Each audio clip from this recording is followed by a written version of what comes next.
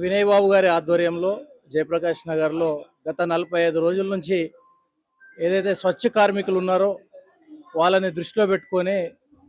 మానవ సేవే మాధవ సేవ అనే ఏదైతే నానుడి ఉందో దాన్ని నిజం చేస్తూ ఎక్కడో దూర ప్రాంతాల నుంచి వచ్చి పొద్దున్నే 4 గంటలకు లేచి ఇక్కడ వాళ్ళు విధుల్లోకి వచ్చి ఆ టిఫిన్లు చేయక నీరసంగా ఉండి వాళ్ళకి ఎంతో పాపము ఇబ్బందుల్లో ఉంటే దాన్ని గుర్తించి ఎక్కడికక్కడ అన్ని ప్రభుత్వాలు చేయలేవు కాబట్టి ఇలాంటి వారు సేవా సేవాభావంతో అలాంటి అణగారిన వాళ్ళకి మన కాలనీలు శుభ్రం చేసే వాళ్ళకి మన కంటి ముంగట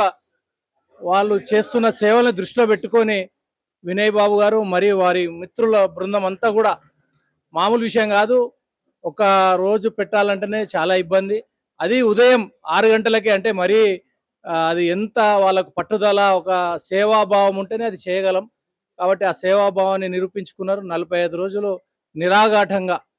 టైంకు తప్పకుండా 6 గంటల నుంచి వాళ్ళకు టిఫిన్స్ కానీ ఇంకా వాళ్ళకు ఎండాకాలంలో బటర్ మిల్క్ కానీ పెరుగు ఎక్కడ కూడా ఏ ఒక్క